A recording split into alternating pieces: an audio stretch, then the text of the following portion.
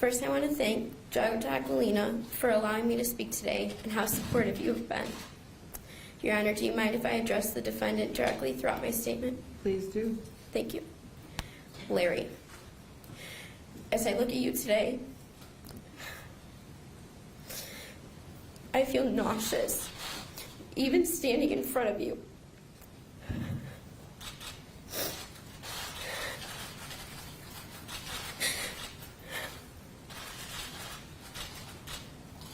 Like the feeling as if I'm being assaulted by you all over again.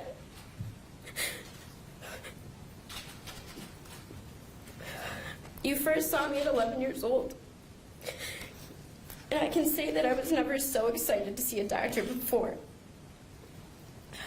It didn't seem like I was going to see a doctor at all.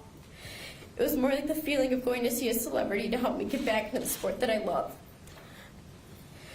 Your reputation in the sport of gymnastics was like no other, and I can vividly remember the patient room that I was in for most of my appointments.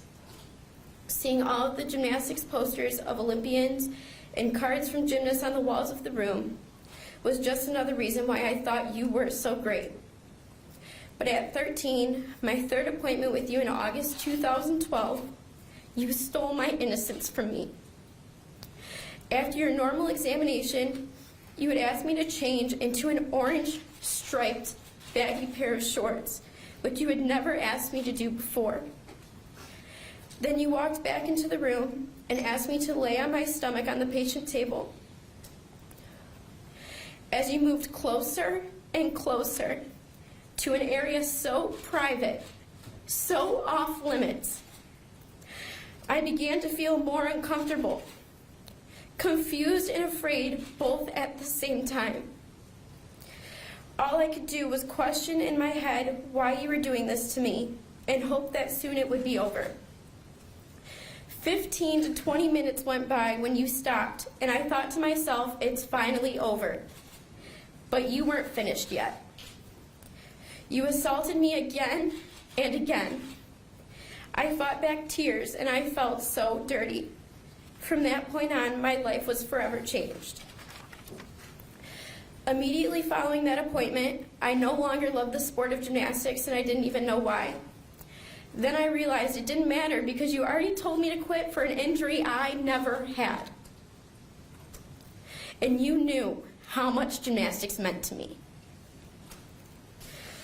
I was depressed, had nightmares, and I pushed people away, including my own parents. I was hospitalized twice for severe pain in my left eye, causing me to lose vision and numbness in my left arm. The doctors first thought that it was optic neuritis, but neither time could they find a medical reason for my pain. I felt like they thought I was making it up. To this day, I still suffer from this condition whenever I am under extreme stress. I now understand that that is just another consequence of your assaults. You referred me to physical therapy to someone who specialized in myofascial release, which is what you called your treatment. When the physical therapist performed myofascial release, however, I was so confused as to why her fingers were never inside of me.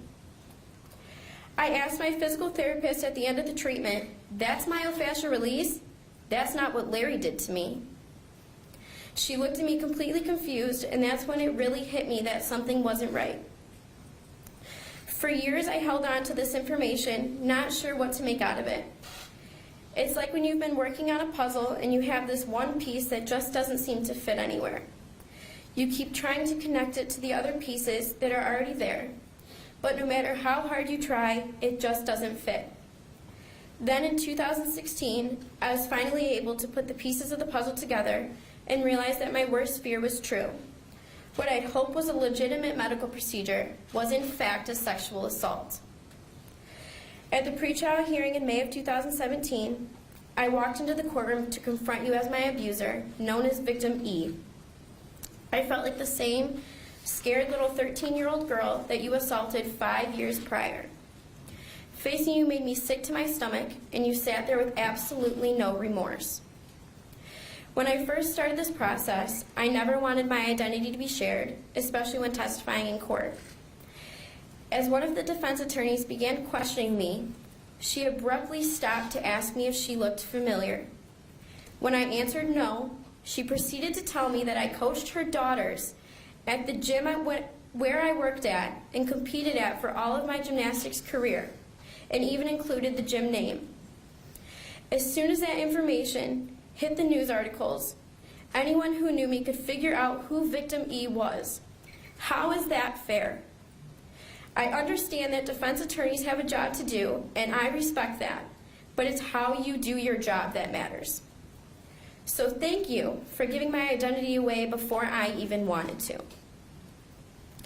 One of the hardest things that I have done throughout this process was to stand up in front of the MSU Board of Trustees, pleading with them to do the right thing. In an effort to get them to understand the monster that you are, I described in detail through sobs and tears what you did to me in that third appointment. What I forgot to share with them was that prior to the assault, you handed me a pin from the 2012 Olympics to ensure my silence, telling me how special I was and that I was one of the people you thought of when you got them. Not sure if you remember that. I haven't been able to look at that pin since.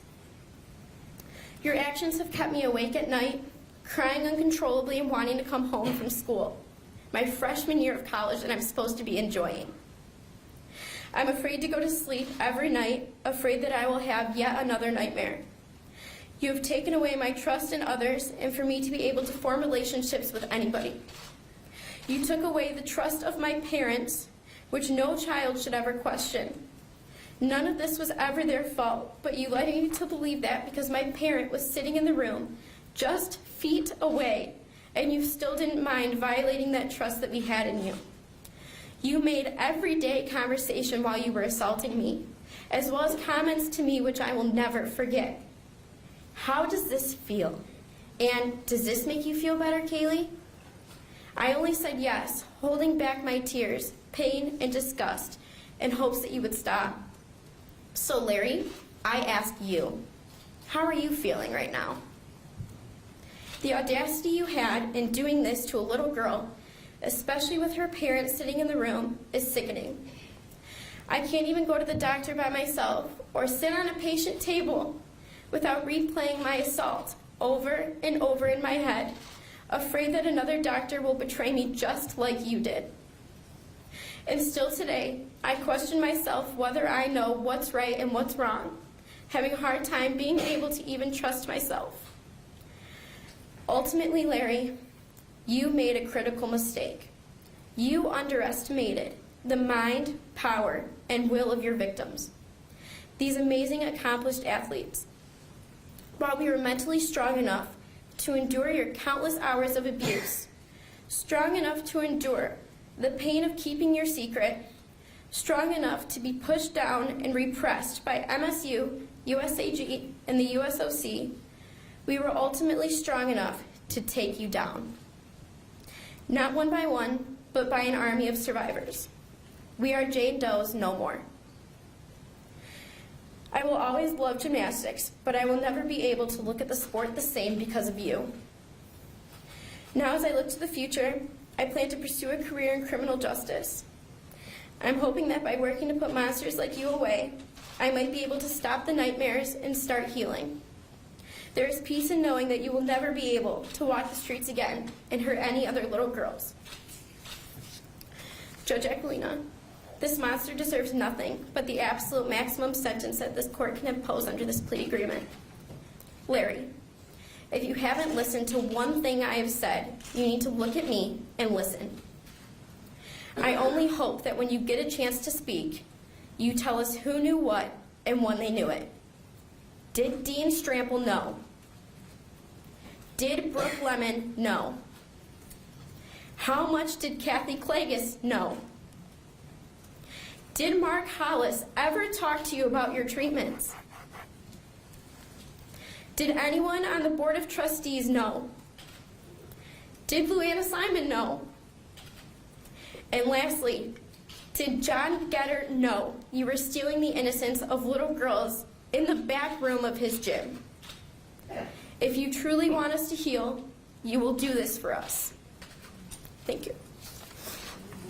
Bills received.